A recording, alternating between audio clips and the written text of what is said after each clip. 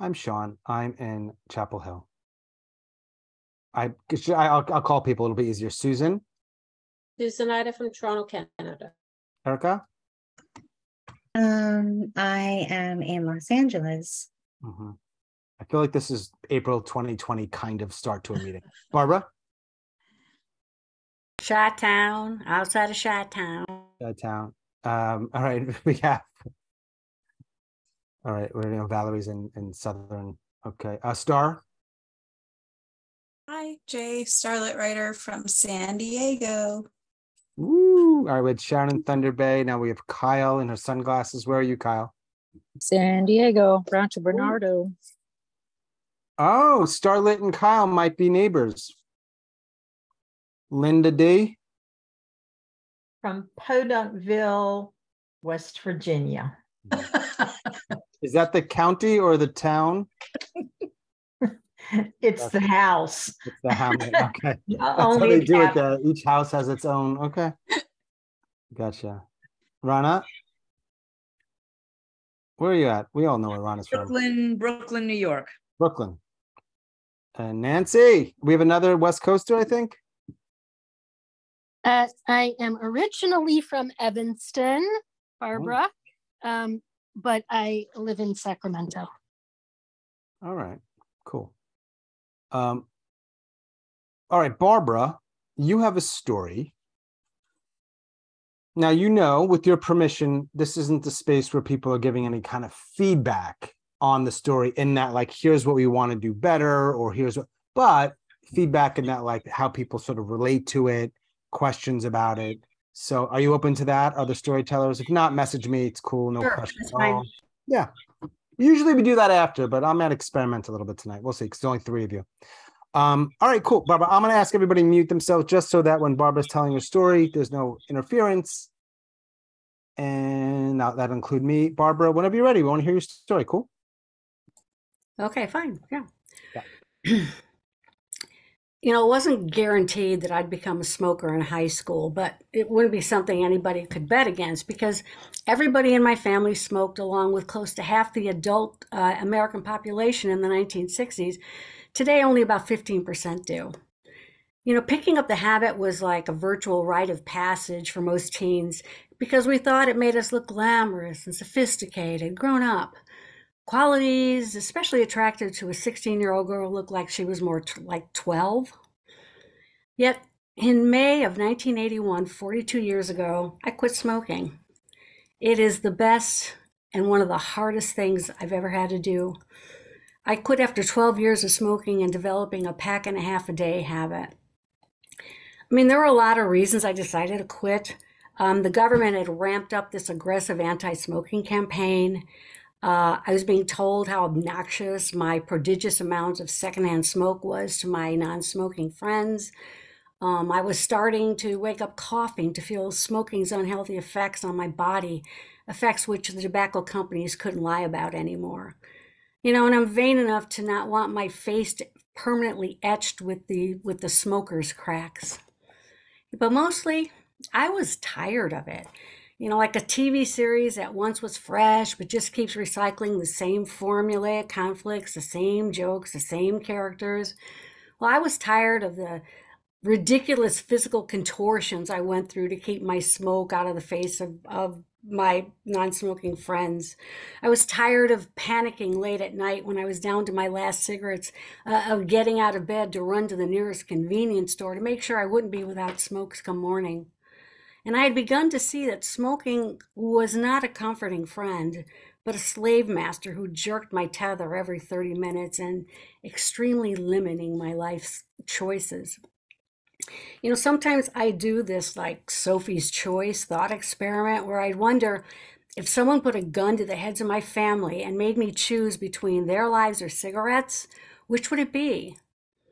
The idea of such a choice terrified me because it should have been a no-brainer. But it wasn't, and it made me question my humanity, and I felt really ashamed. I mean, I felt I would eventually choose the lives of my family, but the cost would be to live in an eternal hellish nick fit for the rest of my life. I just couldn't imagine a life beyond cigarettes, a life where I wouldn't constantly be feeling the urge to light up. Well, I finally quit after the third attempt, which really was the first time I went completely cold turkey. The first two attempts, I would lie to myself when the urge to smoke hit, like, oh, just a few puffs a day was okay. A cigarette or two couldn't hurt. Okay, just a half a pack a day would help satisfy my nicotine addiction, and it wouldn't be all that unhealthy. Until I was up to a pack and a half a day within a week, leaving me to feel like a weakling and a failure. A side note about nicotine, for those who've never partaken in it in its many forms, it is considered to be one of the most addictive substances and one of my best drug highs I've ever had. It was the only drug that calmed my anxieties while simultaneously stimulating my mind, giving me a tremendous ability to focus.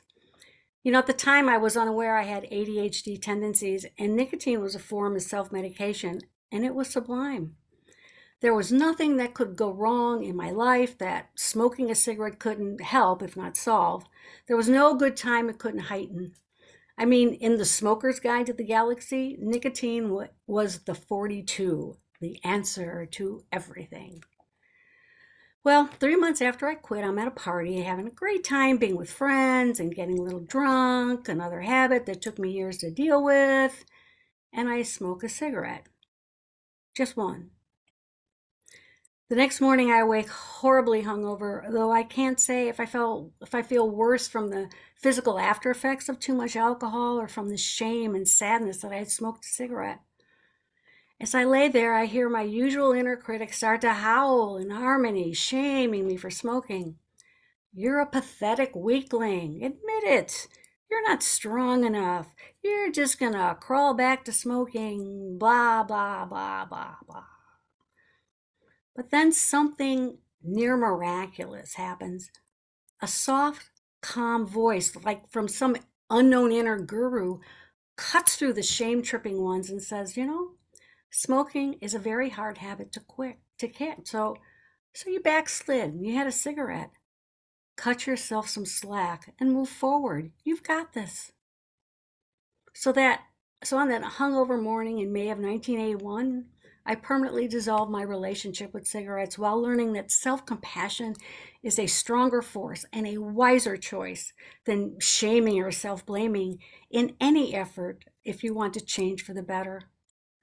In retrospect, that act of self-compassion gave me a profounder sense of peace and a greater clarity of mind than smoking a cigarette ever did.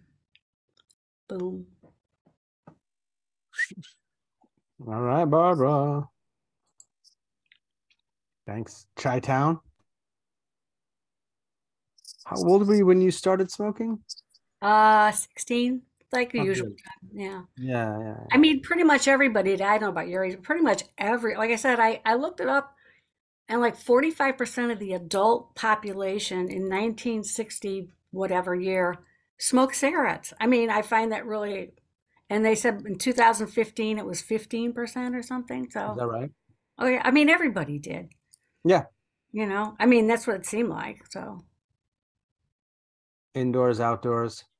oh yeah, oh, that didn't come to, well, when that, it wasn't till when? It I wasn't in remember in New York City, it was probably 1990s? early 2000s when they got rid of Yeah. cigarette cars, right, Rana? Is that right? About right? It's been a while, but Yeah, it has been a while. You know, yeah. I was worried when I went back to Ireland. I was so afraid that I was going to run into smoking again because it really irritates everything now. My son, but they had, and they, you know, like a lot of European cultures, they still smoke a lot, but they had banned it from all public spaces too, and nobody seemed to really mind. Yeah. I mean, they didn't, you know, even small pubs in the small townlands, yeah, people didn't smoke inside. I miss smoking. I really do.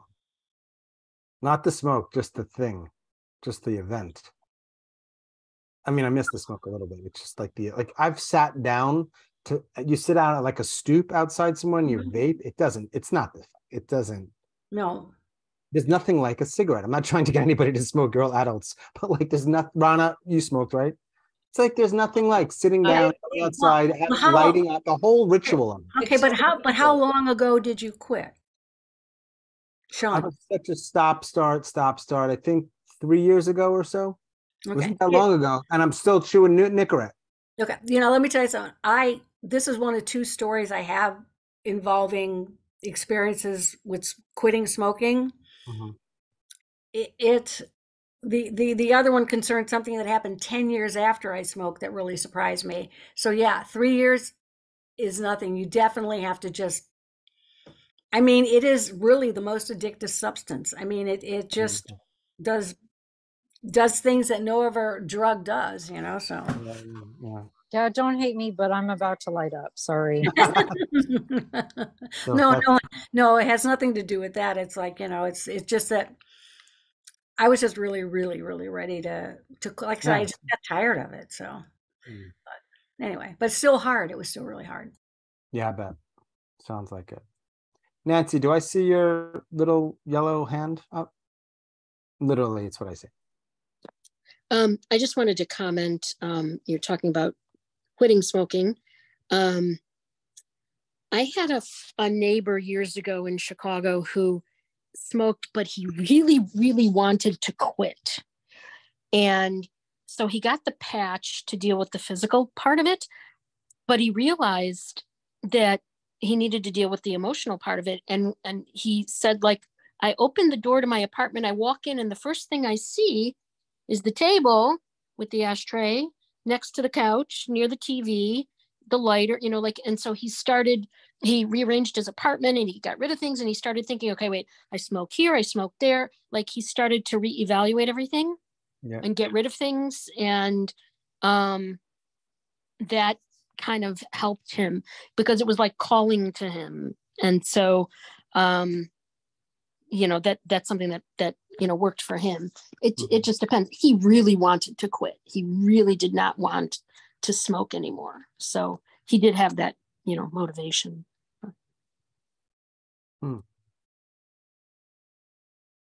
You're muted, Barbara. And I think that you really have to for any kind of addiction. Unless they throw you, like I know people get, with other kinds of addictions, they sit you down and then they send you off to a rehab facility and you may not want to be there. But I think that when you're quitting something on your own that's really addictive, you have to really want to.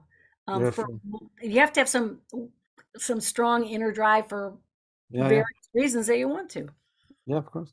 Because it's so easy to do it. If it were really hard to do it, it might be different. It's so easy. If you can afford it. It's like drinking, right? It's so easy to drink. It's everywhere. There's liquor stores everywhere. There's bars everywhere. Everywhere. Little convenience store, cheap wine. Come on. Can't escape it. Oh my God, it's almost like they want to keep you addicted. What? Conspiracy theory show now. We've moved into that. No way. Joanne? I really appreciated that story, Barbara. It got me thinking. It's about something I've been thinking about recently, about the social conventions around smoking, and particularly around office culture. So there was a large group of smokers who would stand like at a distance outside of our building, colleagues who still smoke. And over the years, that group has gotten smaller and smaller. And now there are only 2. It started with 10. There are 2. And I've always thought that the smoker conversations always looked to me super emphatic and passionate. Like there was a lot of like bonding kind of like stuff going on. And I was only ever a social smoker. So, it was only connected to alcohol and social stuff. So I never took part in that, but I, in fact, just the other day saw these last two remaining colleagues outside the building doing their like highly connected, invested bitch session thing. And once they're out, And I don't see people having those conversations otherwise, like with a cup of coffee, or, there's something about the cigarette that fuels it.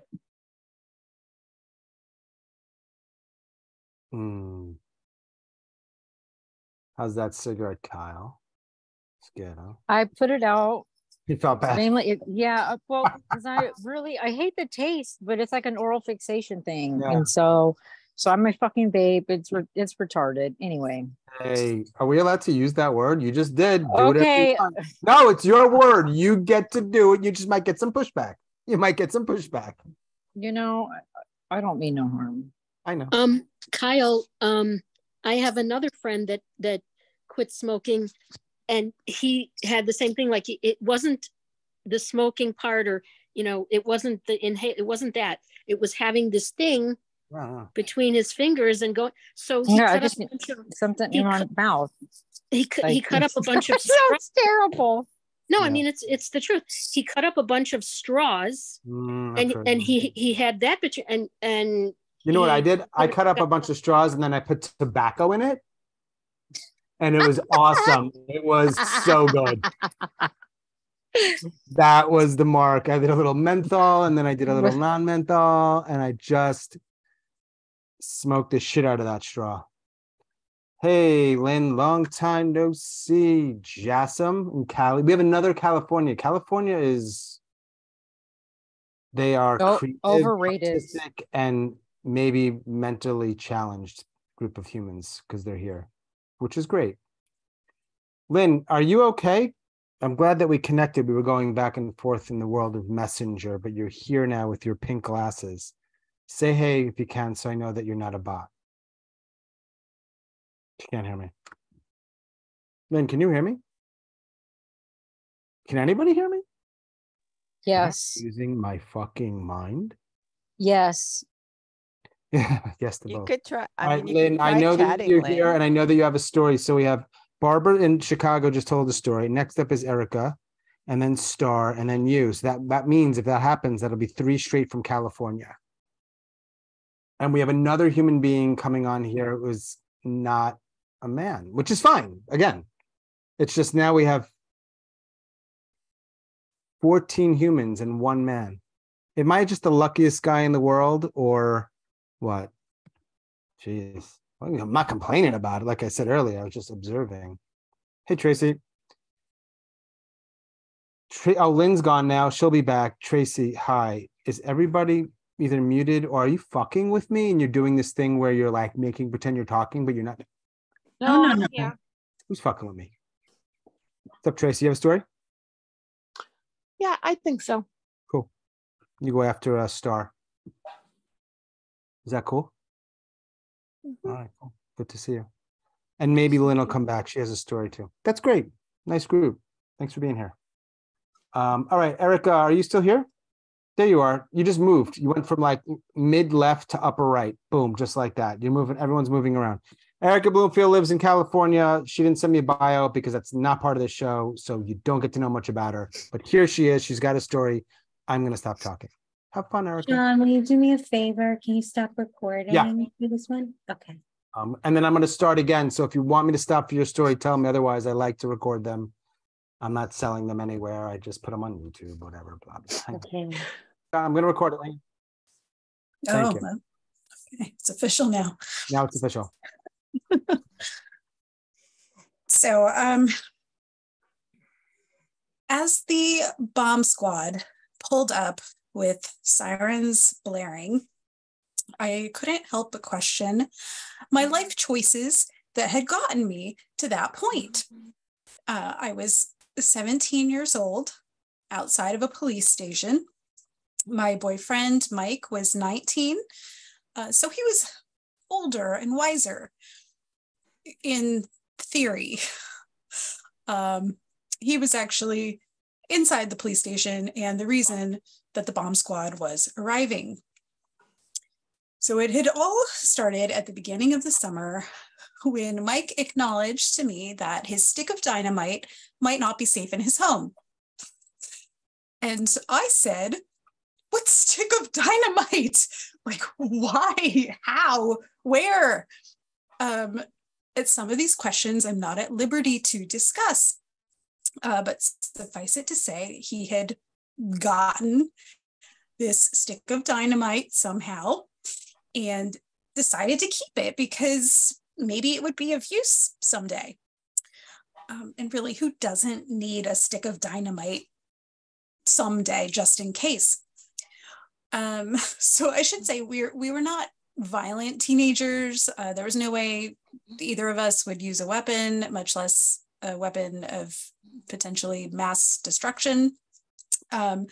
We were more like the kids on the fringe, like the depressed kind of goth kids who sometimes got in trouble. That was mostly Mike. And I did let him get us into some weird situations. I did not really have good boundaries. And even though people praised me for being mature and having good common sense, there were times when it was hard to know like what was the right thing to do, because they were adult situations that I should not have been in the first place. So I heard about Mike's stick of dynamite, and the story just kept getting worse. It was at his parents' house where he lived and shared a room with his little brother. He was storing it under his bed. And this was in Arizona during a record-breaking hot summer. So it was 126 degrees. My rear view mirror melted off of my car. And when I tried to reattach it, it was just like this liquidy mess. And if you left your CDs in your car, they would just for a couple hours, they would get warped, like they would be bent up and ruined. So it was a very hot summer. And significantly, Mike's parents' house did not have air conditioning. They had this swamp cooler. So it was always like muggy in there. It was really uncomfortable. And Mike pulled the dynamite out from under his bed to like check on it one day. And he said that it was damp. It was, the stick of dynamite was sweating in the heat. And he just casually mentions this to me. I, the 17-year-old stoner, recognized the gravity of the situation, and I had to be the voice of reason. And so I said, you cannot keep that. It's going to blow up your house, maybe the neighborhood. I don't even feel safe like visiting you now. You've got to get rid of it. After convincing him of that, he said, okay, fine. He'd throw it away. So cool. No, wait, throw it away? No, I said that does not seem safe. You can't just put it in a dumpster. It could blow up or blow up the dump truck or blow up the landfill. I don't know anything about bombs, but this does not sound smart.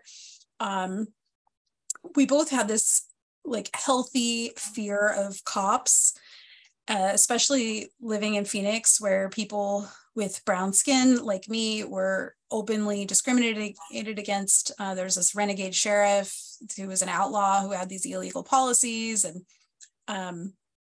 Mike was this baggy pants wearing, pierced, long hair punk kid who also wasn't treated very well by society.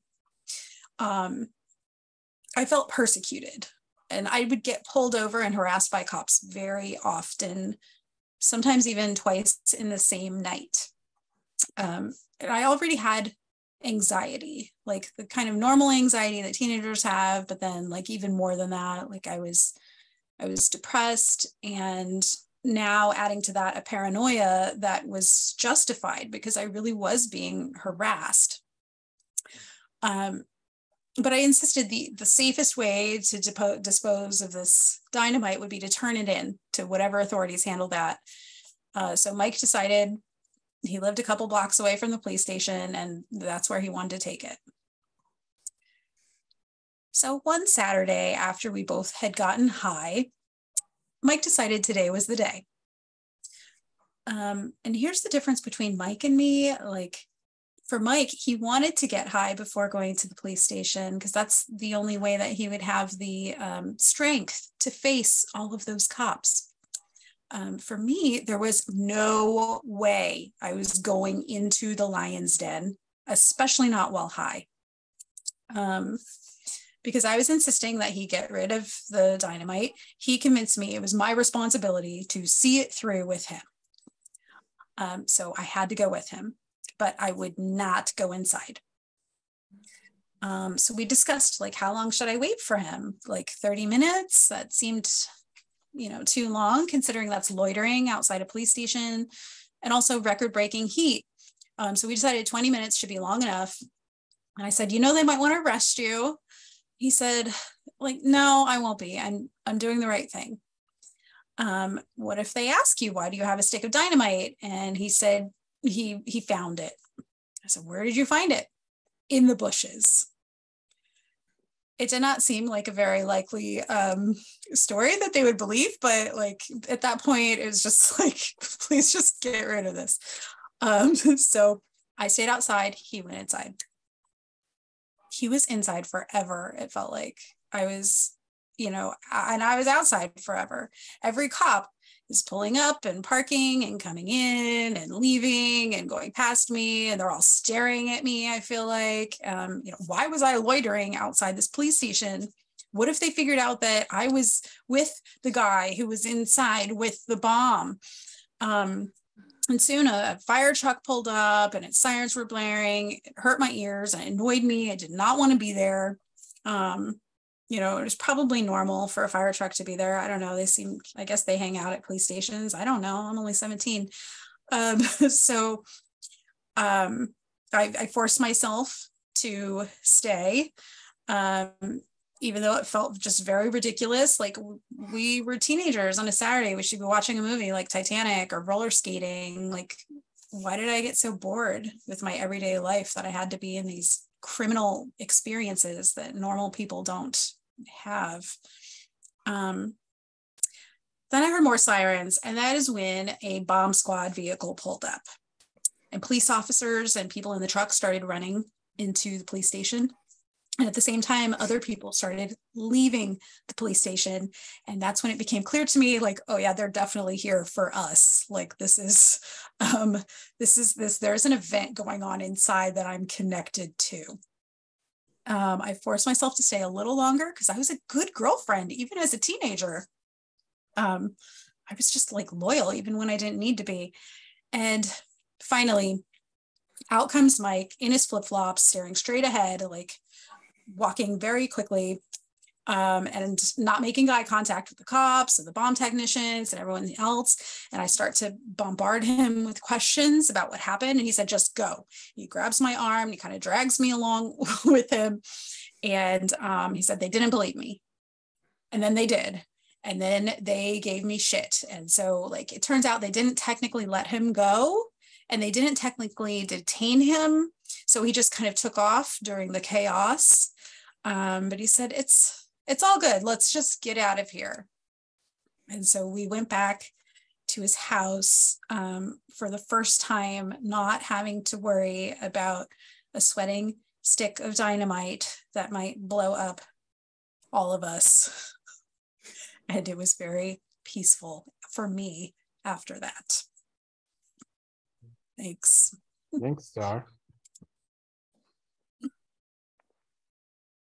Now, look, here's the deal. I know when a story ends, it's over. I get it. Beginning, middle, end. I know what the end means. You made your choices. You chose to end there. But if there was ever a story that deserved. Oh, if there was ever a story that needed to end with boom, that would be it. That's classic. So that's one thing. Thanks, Tracey. I forgot. Yeah.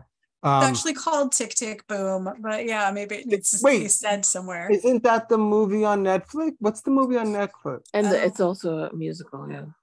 Is it? Yeah, that's it. Yeah, Tick Tick Boom. Really just wait, what happened to him? I gotta know. I just want to know. I know you didn't marry him. Oh, maybe you did.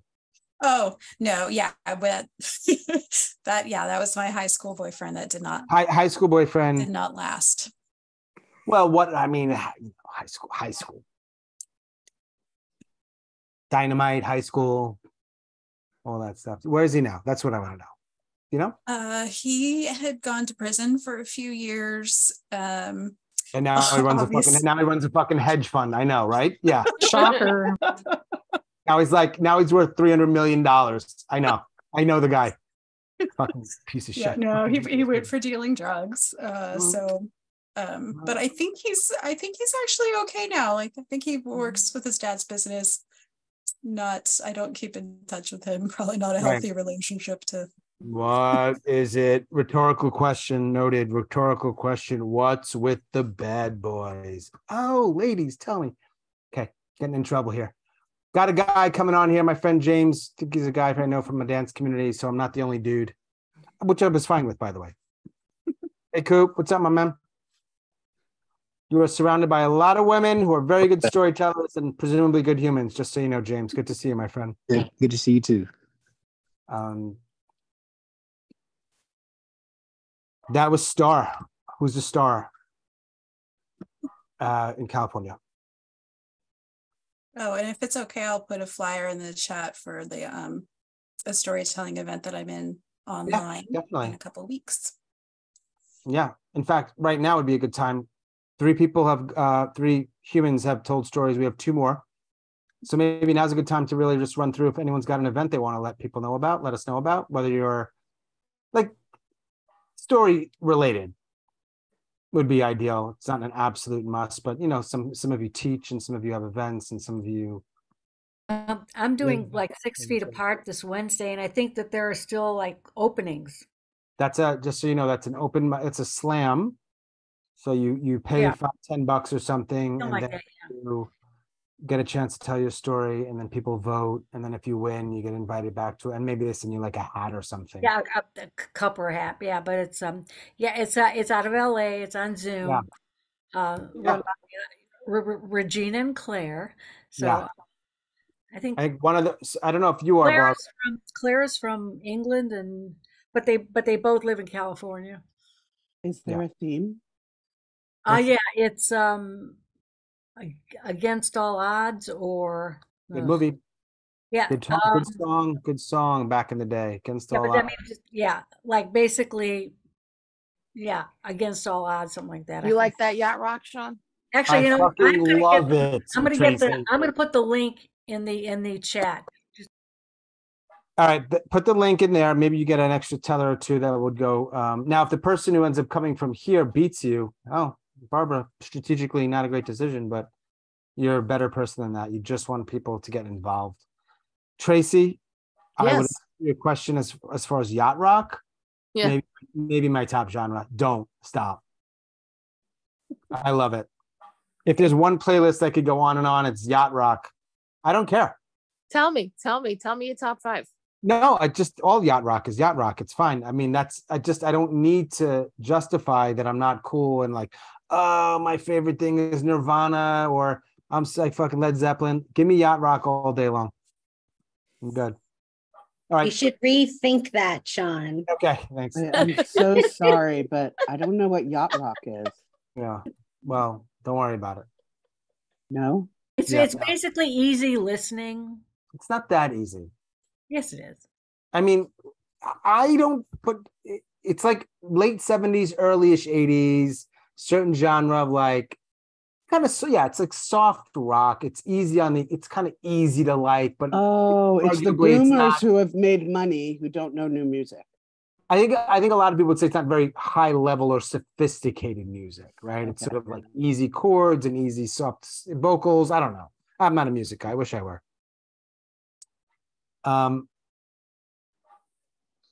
If you all haven't noticed, I think this is the right time to talk about James Cooper, who just joined us. He's going to go horizontal tonight, not vertical. He's just going to go horizontal, which is fine. You could do that. We want to express ourselves here in this event, and if you're feeling like a horizontal, Nancy, I actually know James from dance. James and I and others used to do a Cuban salsa, kind of casino, where a lot of it was in a group, kind of in a circle. It was fun for a while. But it's still fun. I just don't do it as often. Okay. Next up, we have Tracey Starin. Tracey lives in Maspeth, Queens. She's married. She's nice, usually. Don't get on her bad side. Tracey, whenever you're ready. Okay. This is a story I've been banging around for a while. Still hacking at it. My husband parked the car and I got out. We were on our way to go get lunch. And I got out of the car and I walked around to the curb And I'm vision impaired. And when, like me, you're vision impaired and you don't have depth perception, stepping onto or off of a curb, something as simple as stepping onto or off of a curb can cause you to very easily lose your balance and fall down. And so I put my hands on the car, the parked car next to me. Any permanent thing will do, a parking meter, a parked car, or like a pole is fine.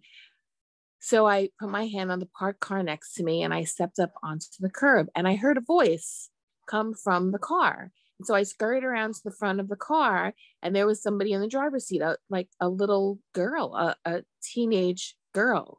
And I said, I'm sorry, I didn't hear you. And she said, "Don't touch my fucking car." And I stood there shocked for a second. And then I said, I just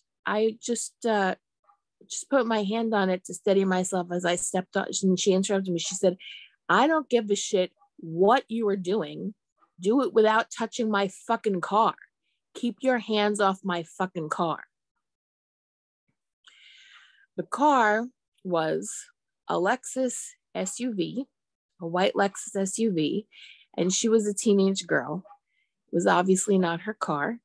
It was obviously a parent's car that she had been given for the day. Maybe they gave it to her as her car. And by this time, my husband had come around and he said to her, "She is blind. Leave it alone." And the little girl said, "I don't give a shit what her fucking problem is. Keep your fucking hands off my fucking car." And then we were both standing there arguing with a little girl. And I said, "You could use an attitude adjustment." And she said, "So could you." And I said, "You need to learn a little bit about compassion." And she said, "I don't give a shit. Don't touch my fucking car." And I'm standing there watching myself yell at a teenage girl in a luxury car.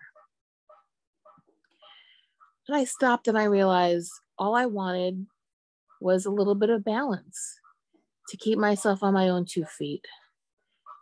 And I wasn't ever going to get any kind of balance in my life by yelling at a teenage girl. And so I grabbed my husband and we walked off to lunch.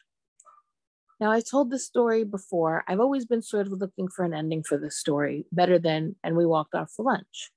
And people have told me that what this story is about is that I don't like that she called out that I needed help, or that what I should really consider was what she was going through that day, what her mental state was. You know what? I don't want to tell that story either of those ways. What I don't like is that asking for a helping hand from another human being resulted in a screaming match, regardless of who those two human beings were or what the situation was. That's what I have to say. All right. Thanks, Tracey. Thank you. Tracey has been working on a story for probably 2 years. Oh no, I've been working on a story a lot longer than that. You just only know me for 2 years. Right. Some of these stories you just can't quite find the. No, I'm still hacking at it. Quite get it. Oh, it's good. It's good. Wait, I love that story, but I feel like once I heard an ending where it's about your husband helping you step off the curb, like you walk away, and then at the curb, your husband takes your hand and I thought, no, did I make that up? Is that another story? That's a different story. I like that sentiment, something in this story too, kind of like you could, if there is a way, like the fact that you two walk off together, like united. That can be. You know, are we doing feedback here at the sorry. No. I'm just wondering. Sometimes it happens and it's an organic thing, and I get it. It's okay. She can. Erica can. Erica can. Everyone else, shut up. Yeah. That's fine. Hey, if it's for the story, let us say what we need to say to help it. If anyone else had anything to say, they can too. Yeah. All right. Yeah, sure. Wow. Here we go. Okay. Sharon's got something. Go ahead, Sharon. Sharon. First of all, it's a really compelling story. I'm not even sure why it's so compelling, but I'm just Neither like am I, but really, I've been really thinking drawn about in. it for years. And one thing that occurs to me, which may or may not be part of your story, is that you are so surrounded in your life by people who love you and support you and are so happy to help you in any way they can, that it's a fucking shock to meet a stranger who won't even let you touch her fucking car. It's such a foil to the rest of your life. And I guess that's just what strikes me, is that this is from outer space for you. Because Also, I'm also yeah. I'm not sure I believe it is her fucking car. You know, I mean, I don't think that's the issue. I think that's her motto in life. Don't touch my fucking car, whether it's whatever it is. Yeah. You know what I mean? Don't touch my life. Don't touch Am I my allowed heart. to take? Am I allowed to take the side of the girl? Go ahead. Yeah. So anyway, that's what I wanted to She's say. like 16 years old. She's a kid. She's a little bitch. She'll be okay. Yeah, I think Tracey does a good job of acknowledging that. Yeah. Like, it's, yeah, right? Yeah, yeah. Anyway. I mean, this actually, what my point is actually kind of irrelevant. It doesn't even matter. It's not a story about the girl. Right. It's not a story about the girl. It's a Okay. story about the effect on Tracey. And I think that's what what makes it it was story. fine. Yeah. Of course. And But I think- like the theme of like that people suck. Like what an asshole. Like even though that's she's that's a theme. That should actually be the only theme ever. People suck. That should be the theme of all of our stories all the time. Yeah, no. Yeah, like for any storytelling show, that should be the thing. yeah, People suck. And then if you do the opposite of that theme, you're still on theme. So it's like people are amazing. Oh, I get it. Oh, the opposite of the theme. The exception that proves the rule. Sure. Totally. So really moving forward, if I ever have a show in which we have themes, people suck as the theme, let's just note it. I'm recording it. No, Tracey, it's like I think that what I get, because it's like the second time I've heard you tell the story, that it seems like you just had a kaleidoscope of different feelings going on, because you acknowledge she's a teenager. So it's you kind of feel that, okay, she's a teenager, it's not her car. You try to reason with her and you think by explaining, well, I just wanted to catch my balance, I have a hard time seeing, that meant nothing. And I kind of think it is about all the different feelings that you had to deal with in this situation. I mean, you do have some understanding, but at the same time, you know, what a blah, blah, blah, blah, blah, the word that I can't use. Why not? Yeah, unlike you, Sean, I'm not so sure this girl's going to turn out okay. So I'm sorry. I never, you know what? I was an irrational, crazy 16-year-old. I would never. No, I mean, how many of us that part? No respect like for their elders. No respect. Like she's a little cunt, man. Fuck Oh, that. all right. So here she just said the word that Barbara didn't want to say. Really? So I'll I'm say not it for really her. sure. She was like an entitled little, Yeah, narcissistic bitch. right? Wow. But it's like all the feelings. I'm the nice one here. It was a real. There are so many feelings you're going through, and I think that's, you know, bringing that up, all the different aspects. I mean, really kind of get to, like, I don't know. I find it interesting, like what you were feeling at the time. That's okay. So we have, It's about her. She's a bleh. Of course, what makes a personal story is that it's about the person telling the story. I just want to make on the record say, I think I'm the nice one of the group. Well, you're not allowed to call her a cunt. I know. James, also, that's for you. You can't either. Right. I'm sorry, James. I don't know you, but you're not allowed to either. You're not but allowed all of us to. It's like tacit rule. I also think, you know, there are cues that cue us into who somebody is and how they're going to act. And you were literally blindsided. Yeah. Yes. You were totally blind to the fact that this person was completely entitled and could not care less about you until you heard her vicious words. And I think that strikes the listener. We have broken the mental health Happyish hour loose. Actually, you know what? She just hit on something. I told you about blindness. Told you. Your physical blindness versus her. Yeah. Blindness to blindness to self-awareness and humanity. I mean, come on, exactly. You know, So I mean, when Sharon mentioned, I went, oh yeah, that's like kind of a really good kind of metaphor. That's a good one. That is good. Yeah, that's and it relates to you, but she She's the blind one. She's the kind of like her though. Look, Yeah, that's a good one. if you're all allowed to like the bad boys, I'm allowed to like the bad girls. You know what I'm saying? I mean, I'm a little older than her. I get it. The fuck alone. I can do what I want. You all have your weird things going on in your lives. Let me have mine. Tracey, I like this story. Thank Because you. we're doing feedback now. Look, you see what happens? We open it up and it's gonna be a free Sorry, for all. that was my Not my fault. first rodeo, y'all. I know how this works. As long as you're okay with it. I just want to be Sorry. cognizant That was of my what fault. the intention of this space is. Um, It's got something that cannot be undone. I am totally on Tracey's side. side. And if it had happened to me, if I had eyesight, I might have gone over and jacked her jaws. Right.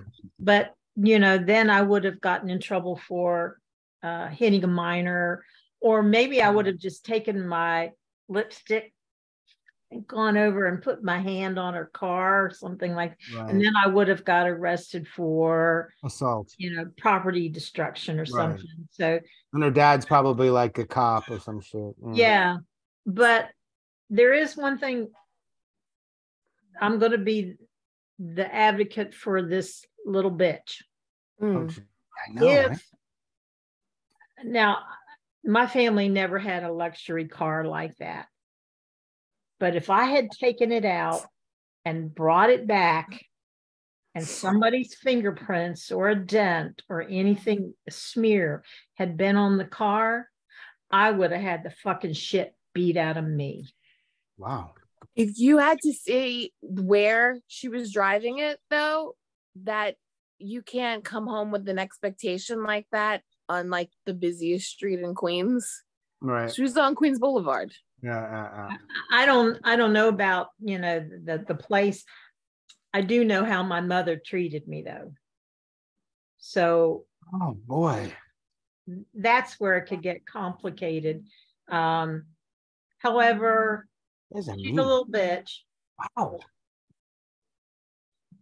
I just am coming away with one, I appreciate everyone's stories and your feedback, even though it's not how we typically do it. Two, and this is surprising me as it comes out of my mouth, am I the gentle soul of the group here? Because I feel I might be. I feel like I'm the one that needs to sort of correct this. You're all like these vicious, tough, arguing mean humans, and I'm the guy that needs to say, hey, y'all, come on. Let's look at it from the young lady's perspective.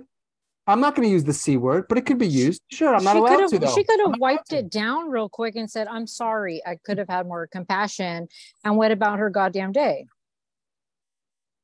Well, that's true. We're really getting off on a tangent, but you're so right. For this particular story, Tracey, you've now got one of 34 different endings. So you just got to choose one. You're obviously not loving any of them just yet. I'll find it. You will find it? I'll find it. Yeah. Tracey and Rana, by the way, Rana's here, have an open mic in Queens, or is it Brooklyn? It's Brooklyn. Brooklyn. Every month. If you're ever in Brooklyn, go by. You want to put the link in there? Is there like, do you guys have a Facebook page? There's no link. We don't have a link. All right. Why would you have a link? It's 2023. I know. What a weird, I know. Weird.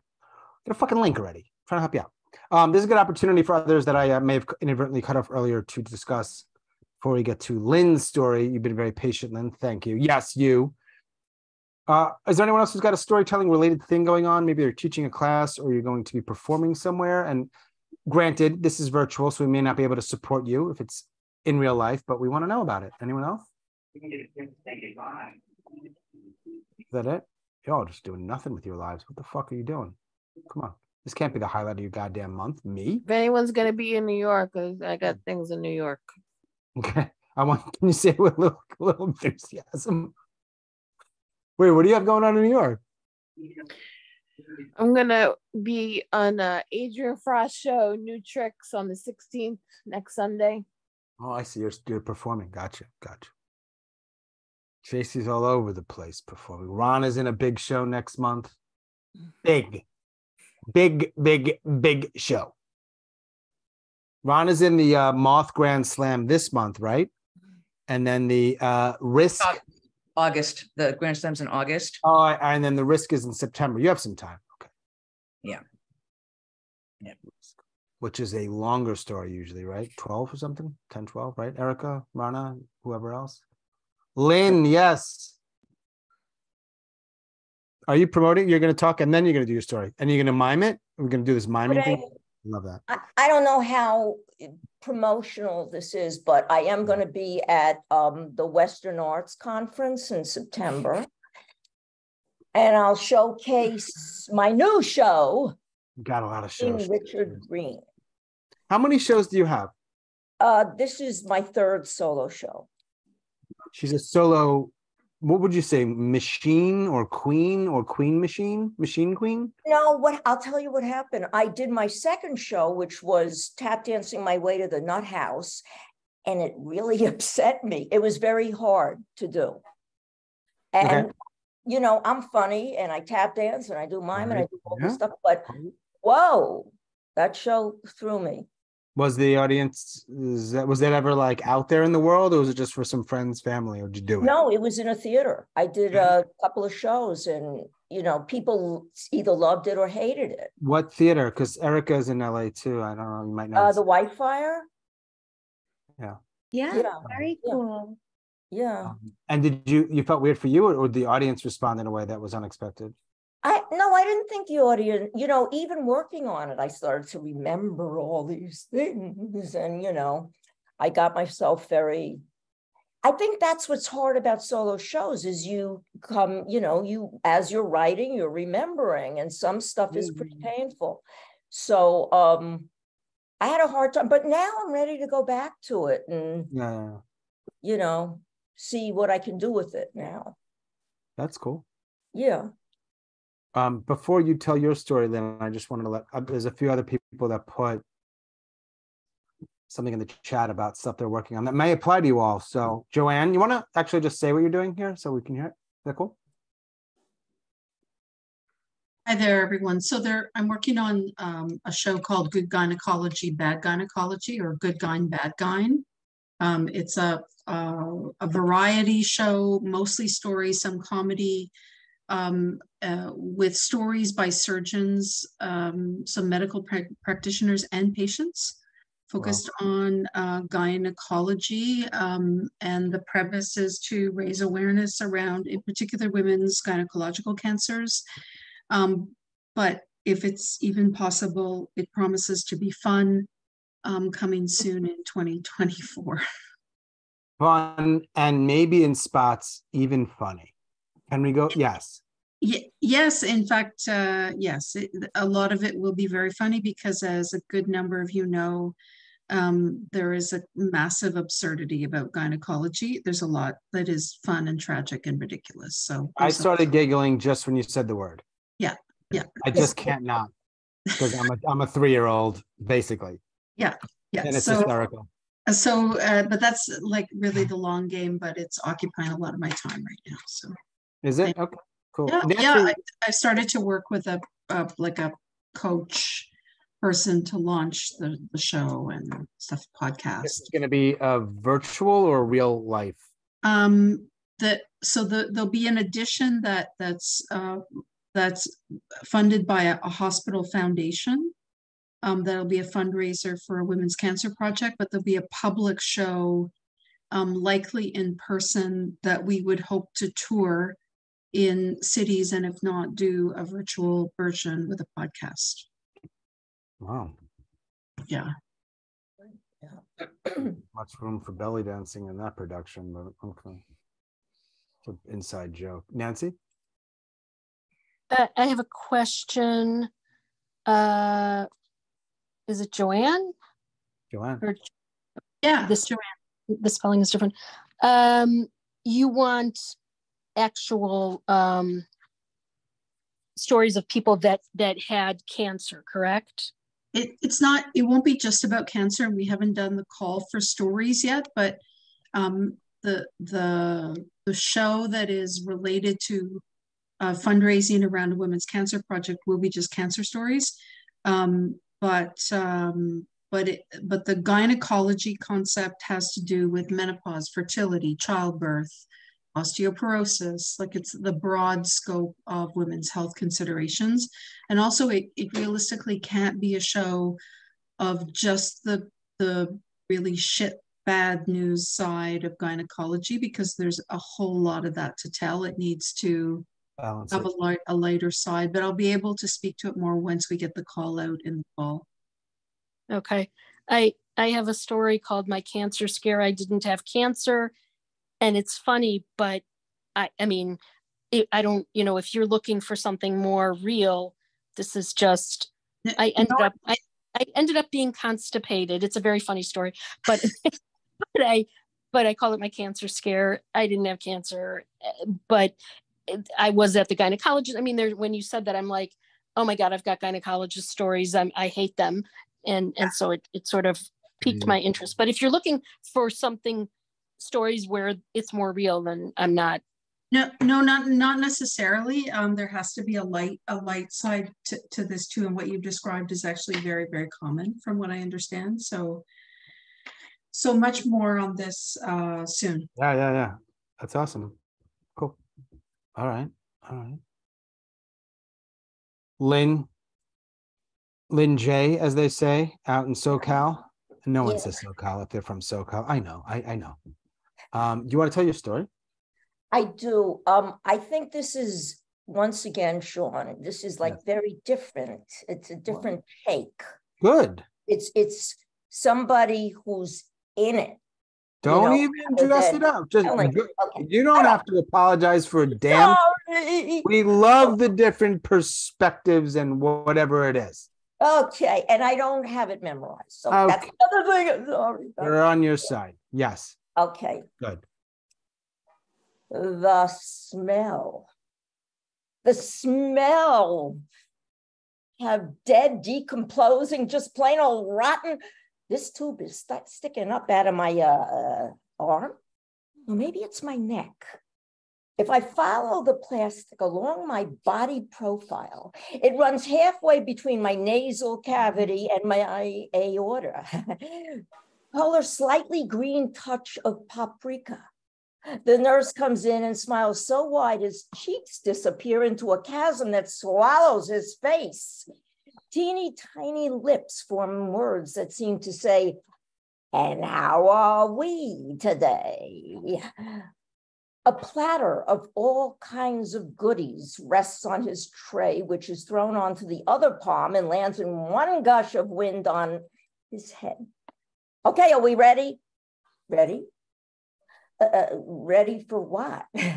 Are you gonna pinch me, stick me, make a hole right in me, transfer my left to my right me, just leave a tuft of hair me? Safe. I am safe. They are all out there waiting to take care of me.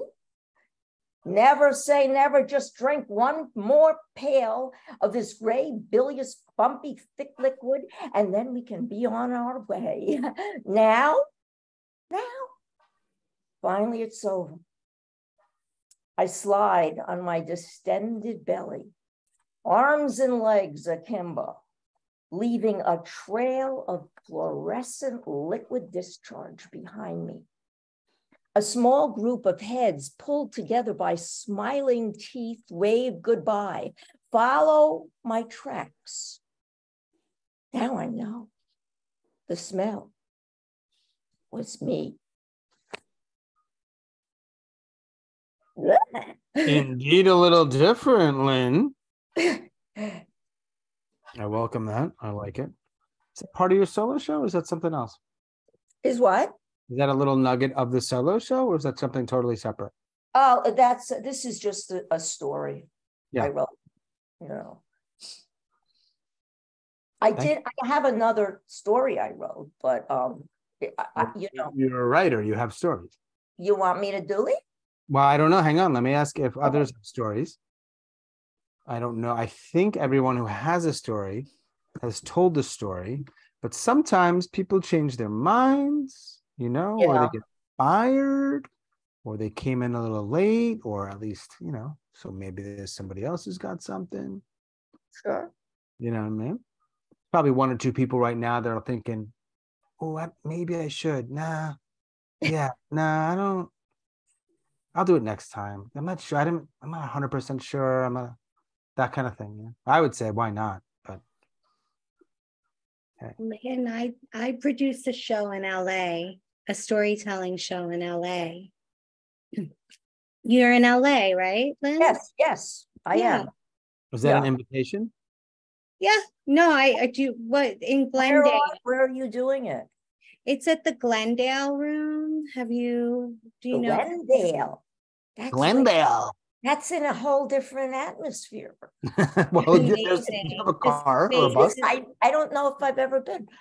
I stay very close to home, but no, I would love to do something. Leave your neighborhood, Lynne. But it depends. 2023. Do you live on the west side? I live in West Hollywood. Oh, not too bad from West Hollywood, but yeah, it's the east side. It's easier. I live in Echo Park. Oh, Lynne, just take your fucking helicopter and go over to Echo Park. It's or Glendale, whatever. No, I would, because I haven't really read my stuff except in Sean's group. Well, I feel flattered, but in this you wouldn't even be reading. I think you'd have to be off book, as they say.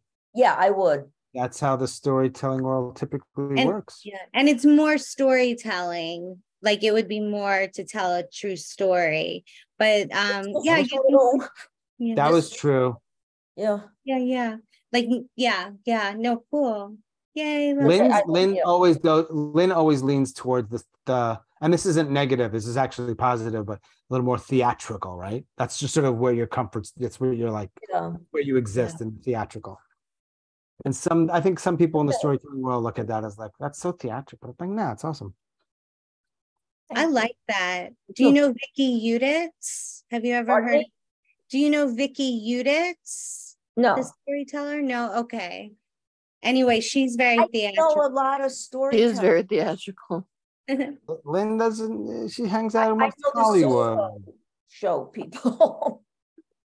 She hangs out in West Hollywood. She tap dances on the corner of the coffee shop in West. I'm thinking about it. Yeah, that would be cool. I always like when people meet through these things and then end up actually meeting, and maybe someone goes on a stage. That's cool.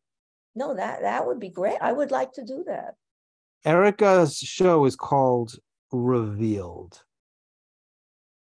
Yes. And so just let that resonate with you. Let that marinate. Revealed. What are you willing to reveal, Lynne? I had such a fun day. A storyteller I've been trying to book for a while. I think they're finally available. And they wrote to me. And it was like a psychic moment because I was like, don't write to them again. You've been like stalking them. And I thought about it today. And then they wrote to me today. So we'll see. They didn't confirm the date yet, but they said they were available now on Sundays. It's so fun, right, Tracey? Right, Rana? Isn't it so exhilarating? What's exhilarating? Producing an open mic? Running a show. Oh, God, I couldn't agree more. I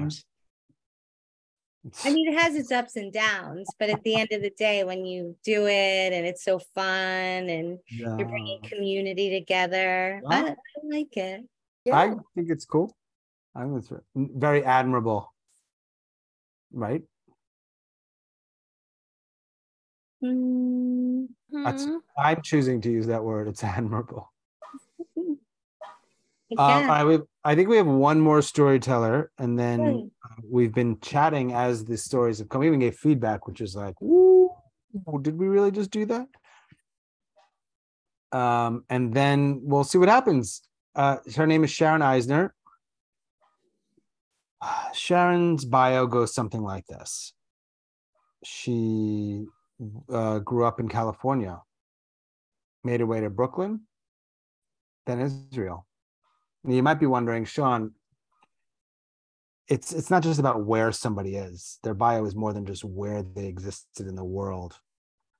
But that's what makes Sharon's interesting, is that actually is, that is the thing, right? You were in California. You went to Brooklyn. It's definitely part of my history. You went to Israel. Right. settled in North Carolina. And if this is the whole story you're about to tell, I completely fucked it up for you. I gave away everything. No, it's okay. Your It's a little story was about pocket. how you somehow never thought you'd end up somewhere like North Carolina, and you did. No, I just ruined the whole thing. no, you don't have the power, dear. Also, I will add this one other thing. I don't know. You're right. Sharon's foster parent of 2 very small puppies. 7-week-old Chihuahua mixes. Like so little. Get them. I can't Bye, get them. Star. They're downstairs sleeping. Maybe after my story. Oh, wake them up. All right. Are you going I'll to wake keep them up them, after the Sharon? story. You're going to keep them? No. I'm deliberately fostering before I leave town so that I cannot have the option to keep them. Oh, okay. I am strategic. I gotcha. Sharon, I know that puppies seem to get a lot of people seem to love puppies. Right. I get it. But didn't something happen in the last week or two with the puppies that might like make you feel like I don't so love these puppies? No. Nothing. What are you talking about? Did something happen to your eyeballs?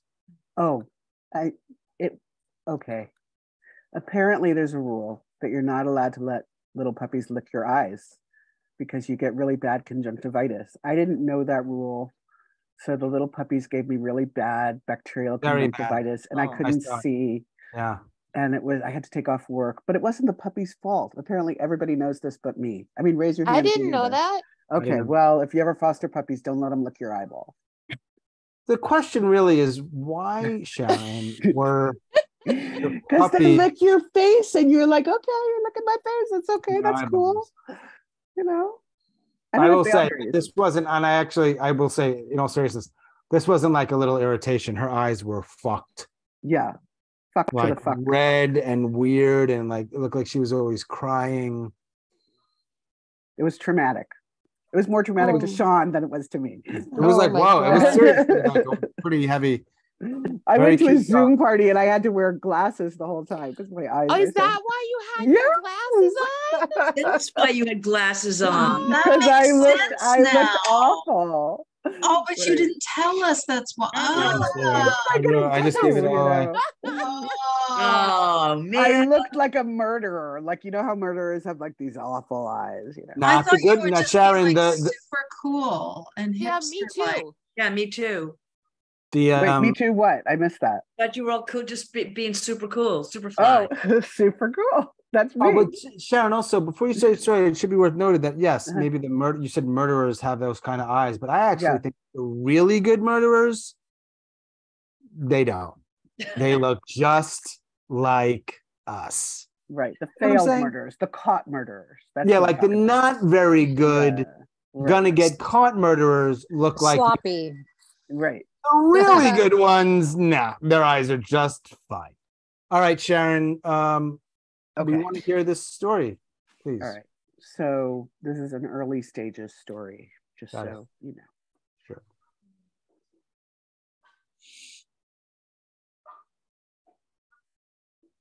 I spend a tremendous amount of time not doing what I need to do. So like if I have a project that would take 2 hours, I would estimate I spend maybe 32 hours not doing it, with no exaggeration. So I have all sorts of wonderful things in my life. I have, as mentioned, these 2 foster puppies, which require tremendous amounts of time for me to nap with them, to sit outside with them, to be here for the kids who come to play with them. This is mandatory presence on my part where I cannot be doing grading and I cannot be doing preparing and I cannot be writing the proposals I am meant to write because I am here for puppies. And there are so many things like that in my life. For example, I'm an artist. Oh, I don't sell my work, but I feel great self-expression at putting things on paper. And that is quite important. That is far more important than merely grading papers or merely writing my proposal that I was supposed to write 3 weeks ago, or even billing the company that I worked for a month ago. So what I find is I have a real schism in my brain about how to feel about this. First of all, I like myself. I think I'm a good person. I don't like to feel harsh with myself. So here are kind of 3 approaches that I take to spending so much time not doing what I should be doing. Approach number 1, I officially am diagnosed with ADD.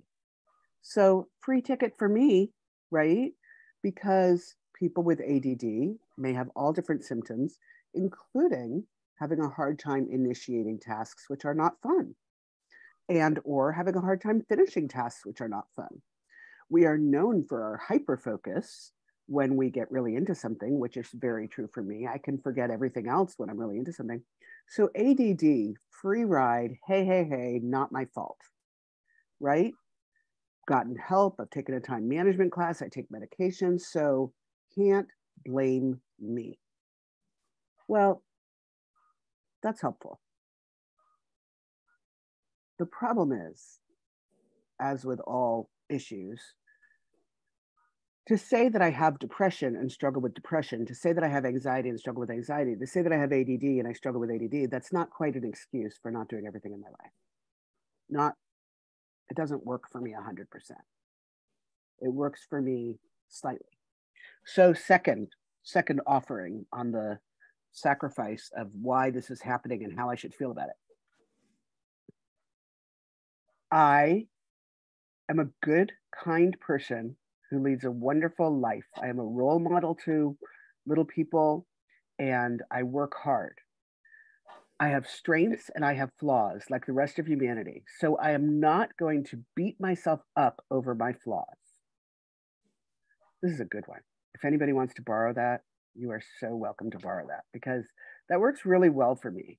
Because then when I say to myself, I should be grading right now, or I should be writing my proposal right now, there's another side of me that's like, no, you're a good person. You're an awesome person. Don't beat yourself up, girl. Right? Right. The flaw, I think, is pretty clear. You could drive a Mack truck through it. It sounds good, but the work doesn't get done. Right? And then the third offering, in terms of why I do this, who I am, how this can work or not work, the third offering I have is I grew up in a very, an exceedingly dysfunctional family. And my mom's most common word to me was no. And I grew up thinking that if I want something, I pretty much can't have it for all sorts of reasons. So as a grown-up, as my own parent, I say yes to myself. I want to buy watercolor paints? Yes. Now, maybe money is an issue, but this will make me happy. So I say yes. I want to buy a donut? Yes. Well, maybe calories are an issue. I'm not going to judge myself by my body. So I'm going to say yes. So this third reason is I'm not going to push myself to do the should life as I was raised. I'm going to encourage myself to live the free life. I want to share that this isn't working for me. None of this is working for me. I'm still a good person. I'm still a kind person, but I don't get shit done. I am spending hours and days and weeks and years not accomplishing my goals. And if anybody thought there was going to be a neat ending to this story, I hesitate to disappoint you, but there isn't. I am, for better or worse, a grade A procrastinator. And I believe that if I could be paid for this, and if it were an art, I would be an inspiration to all. Thank you. Mm-hmm. Thank you, Sharon. You're welcome. Thank you, Sharon. I just felt like that needed to be told. I don't even know where I'm going with it, but it feels big to my life. Yes. Yes. I am sure people can in some ways relate. And I know this isn't about feedback. That's not what we're here for. But if anybody wants to say anything, I'm open. Or if you want to put it in the You opened it up. I'm in a loose mood. Don't misinterpret that. What do y'all have? Nancy's asking me what the barking sound coming from. You guys hear barking? I thought she left. Bye, Susan. Thanks. See you soon, I hope. Sharon, does anyone have any thoughts for Sharon? Sharon, I have a question because I'm a procrastinator too. And obviously you have accomplished a lot of things. I mean, I've seen your art hang on your wall. I know you make trips. I know you do caring, loving things for other people. These are things that all of us that know anything about you know this. How do you get motivated? I mean, what is the thing that works to help you decide, okay, today I'm going to do this? Puppies. It's so interesting. Thank you for that question. It's everything that you see is things I like. I'm really, really good at doing things I like. If you walk around my neighborhood, there are all these trees with fairy doors on them. Nobody knows who puts them up.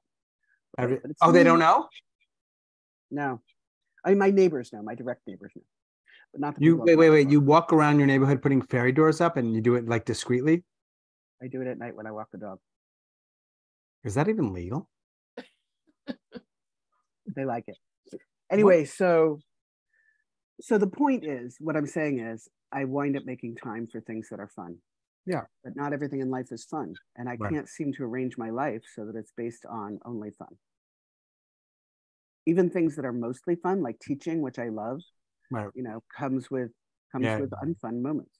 Sure. Anyway, I don't know if this is a story. Bottom line is, there's no beginning, there's no middle, there's no end. Well, but it feels like a story to me. It feels like the story of my life. You may be able to find a beginning, middle, and end if you can find an event that illustrates this. Well, it took me 11 years to get my master's, which was a 40-page paper. 11 freaking years. Wow. Honest to God. I took 6 years of it off in Israel. Like I wasn't working on it at all. Yeah. I guess that might be illustrative. Yeah. That might be what you want to use right there as the focal point of the story. But my point is you did it. And so there are things you did so that aren't fun, or you didn't think they were going to be thrilling or interesting, but you did them. So what motivated you to go ahead and do those things? They're always at 3 a.m. under threat of death. Survival. Okay. Backed into a corner. Yeah. Typical ADD. Yeah, like if you don't do it by tomorrow, you're out of the program. But isn't that like Immanuel Kant says that's the only time anybody does anything? Yeah. Which is maybe not pre-ADD, but probably wasn't a term people used back then. I think it probably wasn't a term yet. No, people, but anyway, so this is just me at the very beginning of this story. I'm not even sure what the story is, but it just feels very core. Yeah, no, for sure. I appreciate it. Definitely. It resonates. I think it resonates with a lot of people. I think you're in the same category with most people. I think there's been a movie about this, right? Like you just decide, what would it be like to just decide, like, I'm only going to do the things I like. I don't want to do the proposal. I'm just not doing it. Like, would you die? Maybe. Would you be homeless? Maybe. Like what, but could it maybe work? It can't work. Like, it can't work in like modern society. This is like George Costanza philosophy. Right. Like in modern society, you know when it works? Here's how it works. There's a big asterisk. If you have enough, probably the next word is money. Or money, resources, you can outsource all of this. If Sharon had 50, right. If you're Kim Kardashian, you don't have to think about it, right? Like if you had like 50 grand, had like a high level assistant, and her job or his job was like everything I don't want to do, you do. This is the money. You agree to it, great. But like short of that, how do you do it? You know what I was thinking? I related so much to it too. Mine, I think, is anxious avoidance. I like read about it. It's like, yeah. So like, even though I know I can do the task, I like doubt it somehow. But then I also kind of work in bursts and I get hyper focused. So I think it's for me too. Like ADHD and or ADD, whichever one. I always forget which, but yeah. But I was thinking that sometimes, because then I get really down on myself about it and I beat myself up about it. And I'm like, you could be so much further. Like in this world, you waste so much time. What the hell is wrong with you, you loser, whatever. That's my interior monologue. But then I'll say to myself sometimes like, but you know what? What I do get done, even in that like crazy, hyper-focused, insane burst way, would maybe take people much longer, like in all the time that I was procrastinating, and that's just my process. I mean, I don't know. It does give me a lot of anxiety and stress at the same time. So that may just be some kind of justification. I'm not sure. I'm there with you. It's so interesting. Like, I don't know if anybody else, what you were saying brings up in me, I'm so jealous of boring people, like people who just do their work, who are like, oh, this is what I have to do today. I'm going to write a list and then I'm going to do it. I'm like, Sharon, who the in fuck high are you? school? Where are you from? So probably like Denmark. Yeah. When I was in high school, you didn't have to have, printed out papers because honey bun, I went to Prospect Park, Benos Leia Yeshiva High School for Girls. We didn't have to have shit. Yeah, so we could type our papers, or we could handwrite them because everybody didn't have computers yet. It was still the 80s. So because we could handwrite them, I often did not write my papers until the morning they were due in the class before they were due. Wow. I hear that. Also, it's like, for me, it's like perfectionism. I don't know if that goes into my astrological sign of me being a Virgo, but I'm not going to do it unless I'm going to do it the fuck right. Yeah. Virgo? I see a hand from Lynne. Lynne's hand is up and she's moving it around. She's doing the thing where she's doing the Mr. Miyagi wax on, wax off. I know. You're on mute. Some people never learn. 3 fucking years in, they don't learn. Oh, come on. Let's see. Oh, I am sure I have ADD. I can't even get to the H. But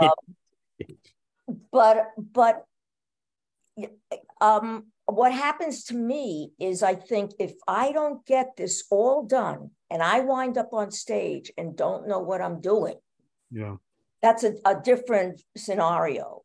But if I wind up there, I'm going to feel like a real asshole. So it really makes me work. I mean, I go to the studio every day and I'm in there by myself, rehearsing the show, rehearsing the dancing and all that stuff, because I'm so terrified of failing. Yeah. And there's, I'll clean the house. I do a lot of things, and I mean, cleaning the house is not what I consider fun, but I think that's a very common thing for artists, because we're dealing with gut grinding truths, when we start putting, like, painting or putting pen to paper or whatever it is, it's very revealing. Can be very upsetting. All the doubt comes into play. Why did I think I could write this? So it's a hard thing to do. I can see why I like to avoid some of it. And then all of a sudden, boom, you get into it and you're on a roll. And it's like, a big orgasm. Wow. Okay. Now you have that happens, that's happened to me, and it's such a wonderful feeling. So wonderful. But it doesn't happen a lot. It doesn't happen enough. Sharon, does that happen a lot for you? No. I would say it's unfortunate that my expertise in life is that I'm an improviser. Right. Which means I have no fear of going anywhere unprepared, and I do it all the fucking time. I walk into class without having read the textbook chapter, and I do whatever I need to do without preparing. I have an energy around winging it, which really stabs me in the back a lot in terms of doing my best. You're good enough to get away with it, but right. Anyway, so in a way it's a great skill, and in another way it's not working for me. Yeah. I want to just share one thing, and I'm not sharing this to at all say, oh, you're not alone. I mean, I guess it's nice to feel not alone. I have consistently 30 windows open on my computer. Oh, yeah. Never less than 20. And one of the greatest, I mean this, one of the greatest sources of like a weird, shitty feeling is knowing, capital K, I know how to spell. If I don't focus on this thing, it's not going to get done. But shiny object, there's another idea I have. I know if I go to the other idea, that one will probably never, I know it. It's not as if I don't know it. I'm not in some weird like mental state where I don't realize it. And then like I wake up a few hours later and I'm like, oh my God, no. But knowing that I still do it. I can't, the word isn't can't, but I still like, oh no, but that's a fucking amazing idea. I'm going to open up a new window. I'm going to open up a new window for that shit because that's really good. Now there's 38 windows open. They're all good ideas, or at least a lot of them are very good ideas, but all of them are like a half a page of just like brain dumps, right? And never, but rarely. I'm like, if there was a job just to just like have ideas, and then that's where my job ended, I'd be a fucking millionaire. I believe it. I would be well paid. I would have won an award. By Sharon in Thunder Bay. Anyway, that's getting away from your story. So thanks for sharing your story, Sharon. And you will ultimately die like all of us, right? Am I right? And wait, I see a hand. I see it.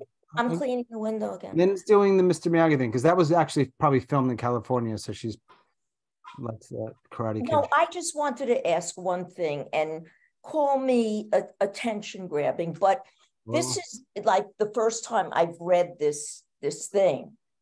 And I know you're not doing feedback, but I just wonder if anybody had any thoughts about it, because it's bizarre. I know it's bizarre. Read it again. Really? Yeah, I want you to. Okay. I'm making an executive. I don't know if anybody else does, but. Well, then they can they can ignore it for 2 minutes. Okay. The smell.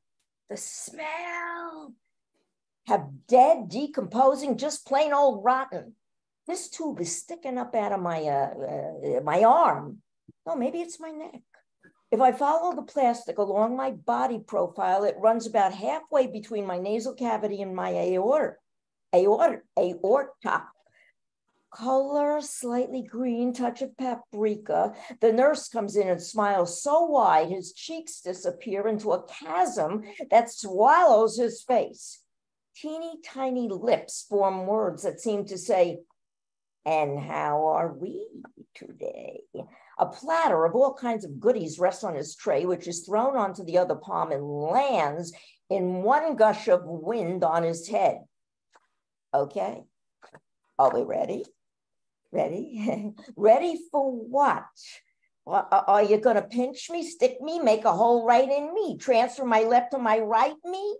Just leave a tuft of hair, me. Safe, I am safe. They're all out there waiting to take care of me. Never say never, just drink one more pail of this gray, bilious, bumpy, thick liquid, and then we can be on our way. Now, finally it's over. I slide onto my distended belly, arms and legs akimbo, leaving a trail of fluorescent liquid discharge behind me.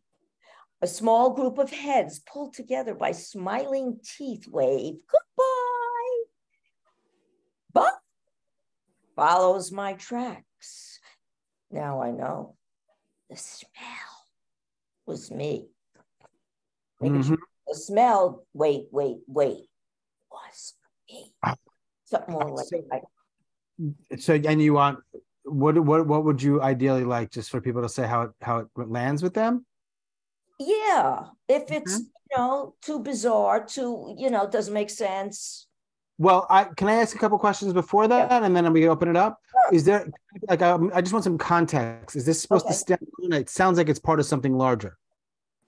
Like it's a well, it was an experience. It was how I was in the hospital for a physical thing, but I went on so many little trips in my head, about it. It was, I mean, maybe it was a morphine, I don't know. But I really wasn't sure where I was, who those people were sitting over there, all that kind of stuff. And I just felt compelled to write it. Cool. All right. So, you never know what you're going to get here. People are going to open it up. You asked. That's cool. I'm ready. And you take what you want. As we say, you take what you want and you discard the rest. That's how feedback works, right? Yes. I like it because it left my demented mind open for imagination. And I wondered partially to myself if it was your dead, discarded body that was getting from one point A to point B. What was that? It's like your dead, discarded body, and like the death fumes and whatnot, the smell of death, blah, blah, blah. So it left me lingering as to, is she still alive? Oh, that's interesting. I am, obviously. Yeah, thank you. That's not part of the surprise there. You're alive, Sharon. So when you mentioned after the story that there may have been morphine or there may have been drugs, I think that would have helped me in the story because there was so much extreme language. And I thought to myself, she's seeing things in a very extreme way. And I was following you, but it didn't quite resonate. And knowing that you had potential drugs in your system, it feels like it resonates more with me why you're seeing everything so extreme. I think that's interesting. I think that I didn't want to give any information about why I was seeing this because I wanted to be in it. Mm-hmm. And this is what I was seeing, and I didn't know why. Mm-hmm. And then I thought later, well, it was probably all those drugs, but it was just an experience for me. I thought, right. Yeah, I mean, you could be subtle. You could just say things dripping into my body and I don't know what they are. You could be subtle, but I feel like to me, it's the difference between hearing and getting it, but not quite understanding or having a deeper level of understanding for me. Okay. Yeah.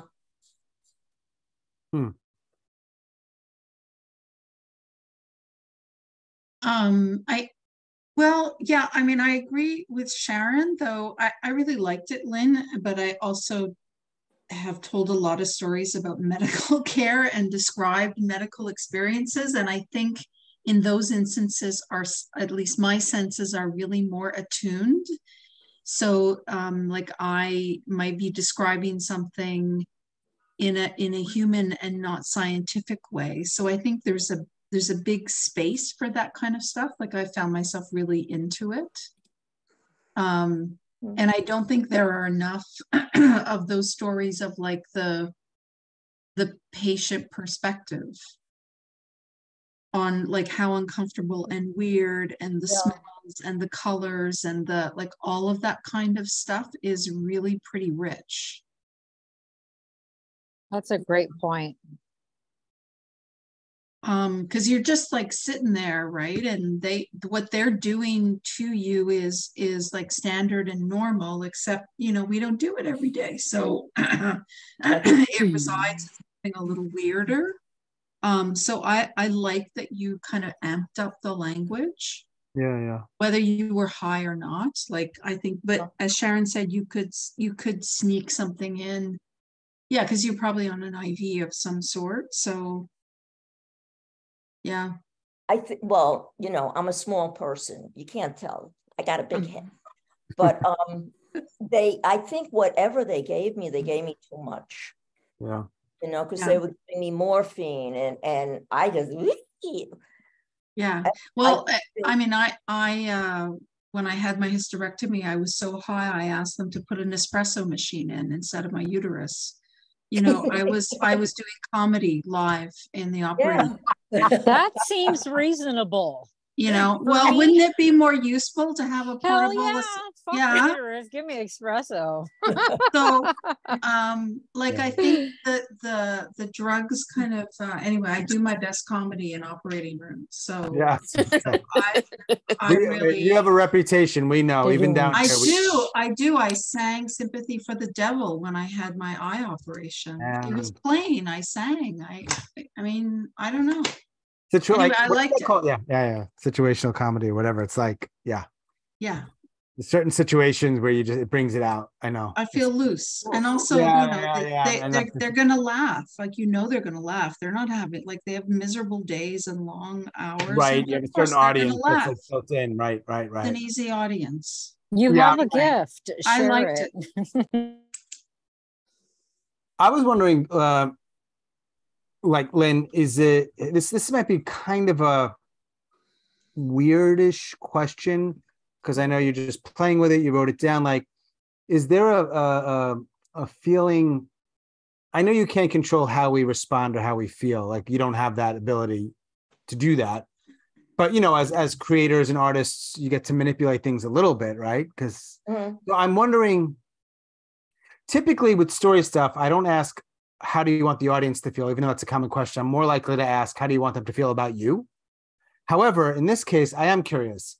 What's the sense that you want us to leave us with? Because I asked that, part of the way it's constructed and the way it's delivered and the way you play with words and your pausing and your emphasis on words, like what do you want us to take away? And it could be a bunch of words here. I'm not asking for like one word. I think sense of it all. I think the horror, that it was a horror for me. And that's what, you know, because I say, like, it's called The Green Planet. And I think, like, I am the alien, you know, and I'm seeing all this weird, strange shit. Right. So I think I want people to understand, you know, like you said that you make jokes. Well, I usually do too. And the worse the situation is, the funnier I get. But I wasn't so funny here. That's know? Important, I think. That's interesting though. And like, sorry, Joanne. No, sorry, I cut you off. Go ahead. Well, I just think that there's a lot of ways to convey. I wrote down when you were doing it, and I don't know why, I wrote down in capital letters, fear, ? I was like, is she afraid? I don't want to impose my shit on her. Is this kind of a silly thing? It could be both. Like, I'm not saying it has to be one or the other, but it leans towards, to me, not fear. And I'm just wondering if you want that to be the thing that we feel. I can't speak for others. I didn't feel it so much. I felt some stuff, but I didn't feel, I wouldn't say I didn't feel the opposite of fear. And I don't necessarily think you need to, like, it has to be 100%. This is the scariest thing ever. Oh my God. But there might be an opportunity to lean a little bit more in there if that's what you want to convey in this particular story now. How you do that, I don't exactly know. I think fear was definitely a part of it. I mean, if you see people's like faces all contorted, you're going to be afraid. Yeah. I was going to say, it feels like it has that very distorted creepy funhouse quality to me. Exactly. Yeah. And to people who've been like, I spent quite a bit of time in the hospital, and hospitals are really absurd places. And that's how everything starts to feel after a while. It just, everything is just real fucked up. Nothing makes sense. It's the worst kind of bureaucracy. And then It's bureaucracy with your body. With your body. Right. Like in the moment, like it's happening now. Yes. Yeah. Literally putting something. Yeah, and in that's what it really felt like, a creepy fun house to me. Yeah. And there's no one that you're going to go, come over here. Do you see what? No, you have no allies. Like at the mercy of them. That's it. No allies. When was that? No, there's no safe harbor. No. No, because it's all normalized for them, right? Oh, They're yeah. seeing it every day, but That- it really, right? But it is bizarro world to us, right? That actually happened to me. They said I had something happen to me, and I said to one of the residents, I said, they told me this was routine, and he said to me, for us, not for you. Oh, okay, yeah. Right. I went to get a thing for my back. I had some back problems, did an x-ray. I went to some orthopedic place. They called me back like an hour later. They left me a voicemail like, we're looking at the x-rays on your back. Like we went over when you were here, we gave you the exercises to do. But oh, by the way, we found something else unrelated to your back. And they use the word mass. Oh, God. Right. So, and that was it. I'm like, is that it? Is that how we end the conversation? You just have a like, yes. I'm like, wait. This guy, you know, and I realized they don't know what it is. The whole point is they're letting me know so that I can then follow up with my doctor, who then she can then make another appointment for another x-ray, which another angle, which get the mass, and am I going to die or not, blah, blah, blah. But it reminds me, like, for them and for my doctor, the way she responded, you know, it's probably a few times a week that happens for them. Mm-hmm. The mass. It's just there's a letter M and there's a letter A and a couple of S's. But for me, I'm like, I'm gonna die this year. Right. This is. I hope it's not that painful. I hope it's not that painful. I have to start figuring out my exit strategy. Right? It didn't work out the way I had planned. I can't believe I'm dying already. Wow. I'm not going to live to see the end of this season of television. Right. Do I really want to die? Because there's a mess, and it's actually in me right now. I actually might have cancer exploding in my body. I'm serious. Yeah, probably I don't. But it freaks you the fuck out. Yeah, it does. But you know, there's something like they put me on a gurney. Yeah. And all you see is the ceiling. And they took me down into this, I mean, what it looked like to me was some sort of cavernous, strange place, you know, and they're all coming at me. And they wanted me to drink this stuff. And I said, I can't drink that stuff. I'll throw up. And to me, nothing is worse than throwing up. Oh, you didn't throwing up. You know, so I drank the stuff and I started throwing up. And then they had me drink more stuff. And then they were coming over with, you know, more stuff. And I was like, cut, that's it, done. And they went, oh, come on, just one more bottle. One more vomit. And I was like, no, I don't think so. I'm not doing it. And then they got me up into the next floor and they thought there was still hope. There wasn't hope. I was not going to do it. And I felt so good about that I took my power back. Because you are basically powerless in this situation. They're cutting, they're squeezing, they're pushing, you know, and you're like, what is it? So, was that recent? This was about a year ago. Okay. Yeah. We're alive. What was the? I'm alive. What is the thing? Can you share with us? What do you have? I had an obstruction. Which did they take? My architecture is changed around. Your architecture is changed around. Okay. My architecture in here is moved around stuff inside of you. Yeah, and then I ate all these strawberries. See, I can't eat certain things, so I ate all these strawberries, and I thought they were pretty liquefied, but it started to hurt. Mm-hmm. And I went to my wife came home and she said, "What's the matter?" You know. Wait. Is that how your wife talks? No, she's British. Wait, what is she? She's what? She's a doctor too. Oh, you're married to a doctor? Very smart. Oh no, I never see her. She's just busy doing medical stuff. She's working all the time. And you're doing theater stuff. if I'm lucky. And then occasionally you have dinner, and that's it. Yeah. Okay. Yeah. I just wanted to get a sense of the relationship. 22 years I've been with her. All right. Anyway, so she took me to the hospital, and this went on for 7 days. Okay. And I didn't eat. I didn't nothing, completely 7 days. And she thought I was going to die, but see, I never think I'm going to die.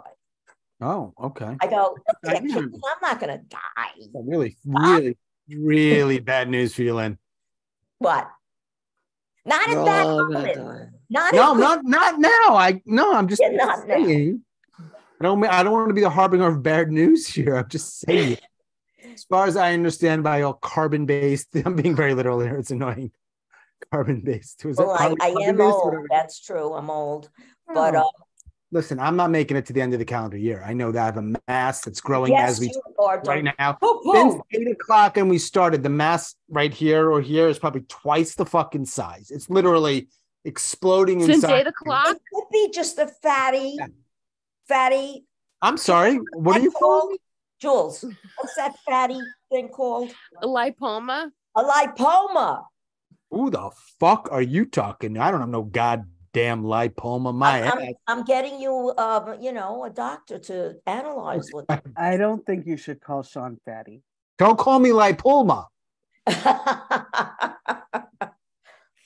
We'll see what happens, But it's what's actually weird about it all is that I have been fine.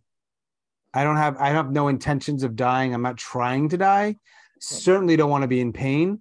But when I learned of that, and the likelihood of it being like, you're going to die in 3 years is very low. I know that. But I was just like, whatever, which makes me sad.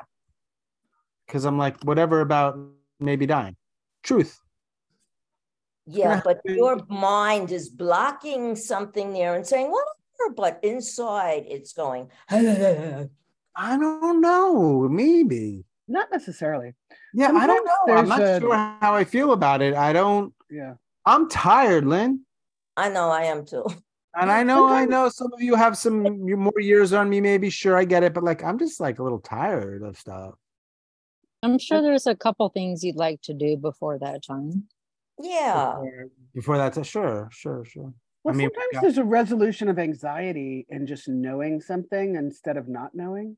Yeah. Yes. Not knowing how you're going to age or not knowing what's going to happen. Sometimes there's a resolution of anxiety and just feeling like, oh, I have some understanding, even if it's wrong. Sure. You know what I'm saying? Even if it's not actually going to affect your life, it might be making you less anxious. Fair. Yeah. You're going to people are dropping like flies around here. Yeah, well, that's. You mean on this show or in your community? San Diego. No, she meant here. 2 hours in, people have limits. Thank you, Lynn, by the way, for sharing that. Does anybody else have anything else going on this week you want to talk about? We don't have to stay on forever. You know what? I just say I have to walk my dog. Yeah. Thank you. That's where I went when I said I have to go do something, because it's like I can't stand guy over here, so I had to go. So, well, she had to go. So she's part Chihuahua. So. Oh well, a bladder. All right, guys, take care, everybody. All So right. good to see you all. Okay, thank you, everyone. Have a good evening. I'll talk to y'all later, sometime soon. Are we all leaving? Goodbye. I'm leaving. Bye. Good night. No. Thanks, Sean. All right, let's go. Bye, Kyle. Bye, Erica. Bye, Tracy. Bye, Linda. Bye, Sean. Thank you. Good night, Sean. Thank you. See you soon, I hope. See you tomorrow. Bye.